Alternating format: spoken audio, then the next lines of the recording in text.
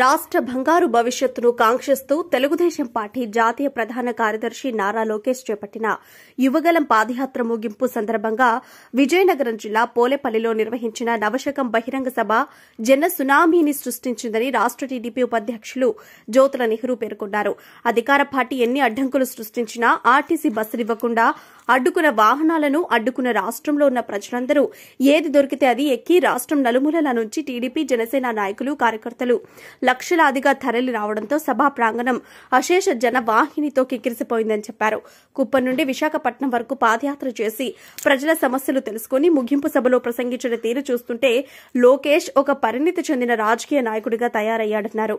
నవశకం ముగింపు సభకు వచ్చిన జనాన్ని చూసి ముఖ్యమంత్రికి మంత్రులకు మైండ్ బ్లాక్ అయి ఇష్టం వచ్చినట్లు మాట్లాడుతున్నారన్నారు. జగన్మోహన్ రెడ్డి 4 ఏళ్ల 8 నెలల కాలంలో రాష్ట్రాన్ని అన్ని రంగాల్లో వెనక్కు నెట్టారని అన్నారు.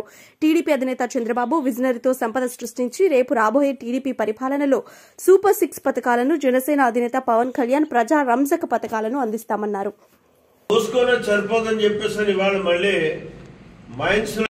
చిలకలూరుపేటలో ఉన్నటువంటి ఒక మంత్రి గారు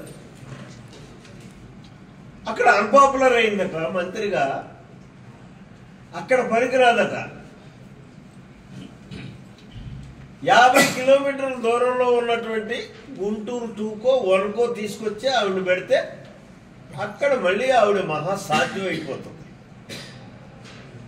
పాపులర్ లీడర్ అయిపోతుంది. ఎలా ఉందండి నాకు తెలియబెడుతాను.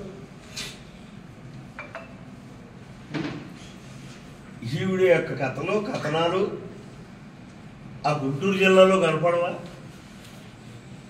ఏమన్నా జాతీయ నాయకురాలా?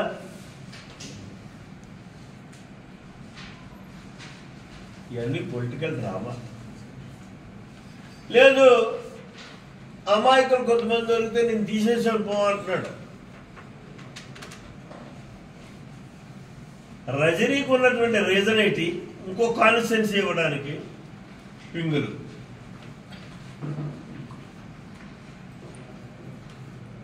ఈ అమాయకుడు ఎవడైతే ఉన్నాడో ఆడు అమాయకుడు అంటే ఆడుకో పొట్ట నింపుకున్న కారణంగానే తీసేస్తున్నాడు. ఆ తీసేసేవాడు మరి వీడికి ఇంకో దిక్కులు ఇవ్వచ్చు కదా. పత్తిపాడు నుండి జగ్గంపేటలోని, జగ్గంపేట నుండి పత్తిపాడులోని పెట్టవచ్చు కదా. అక్కడ ఆడు సముద్రుడు అయిపోతాడు, ఇక్కడ ఈ సముద్రుడు అయిపోతాడు. రజనీ రీజన్ చూసుకుంటే ఏడ తీసేయడం ఏంటి? ఏం చేసిన పాపం ఏంటి? కానీ ఒకటి మాత్రం చెప్పగలదు, ఈ తీసేసిన ఇద్దరు మాత్రం మహా అదృష్టవంతులు. ఎందుకంటే రూపాయి ఖర్చు లేకుండా ఎలాగో వాడిపోతారు. 100 పెట్టి 100 కోట్లు తెచ్చేసి ఇక్కడ పోసేసినా సరే ఏదో వాటర్ కాయ.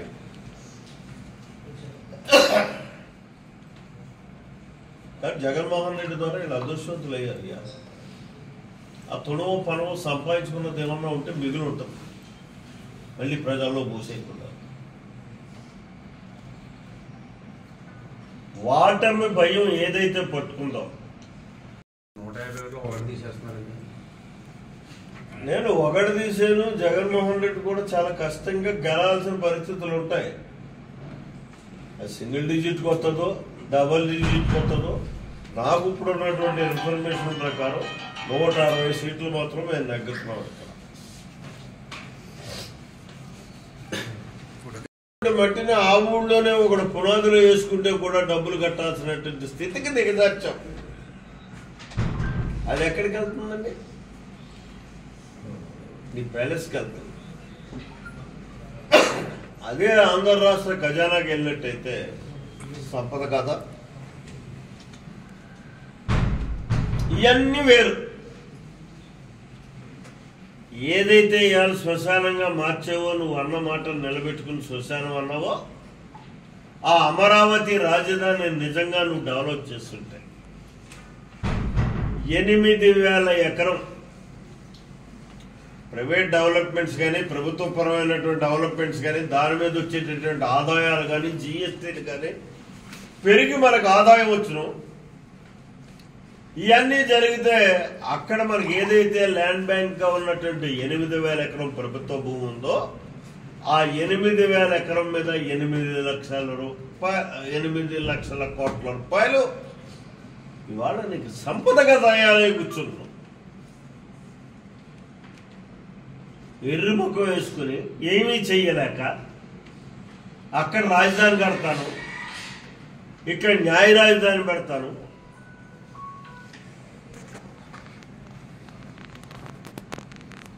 ఇలాగా ఇరుపప్పు కౌలు చెప్పుకుంటూ 4 సంవత్సరాల 8 మాసాలు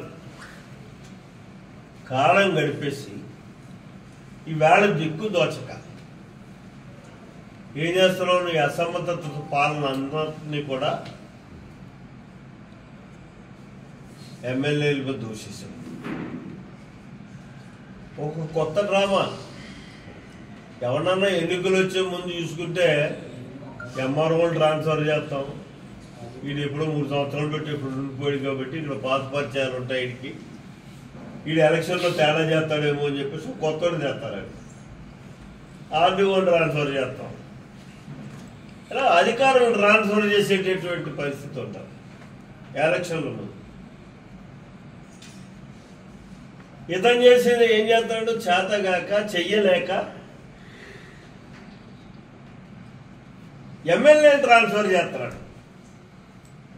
తీసేస్తే ఆడు వాయిస్తాడేమో అని భయం, తీసేయకపోతే ఆడు వాడిపోతాడని భయం. యాలి ఎవడైనా వాడిపోతాడు. ఆ వాడిపోయేవాడు ఎవడు వాడిపోయినా ఆ మార్పు వల్ల ఈ చేర్పు వల్ల వాడిపోయాడనే వంక రావాలి. మళ్ళీ నేను తయారుగా ఉండాలి రేపు వచ్చే కాలం నాటికి. ఈ వాటిమే అనేది నా కారణంగా వాడిపోయామని అనుకోకూడదని చెప్పేసి చేస్తున్నటువంటి డ్రామా ఇది చేతగాక.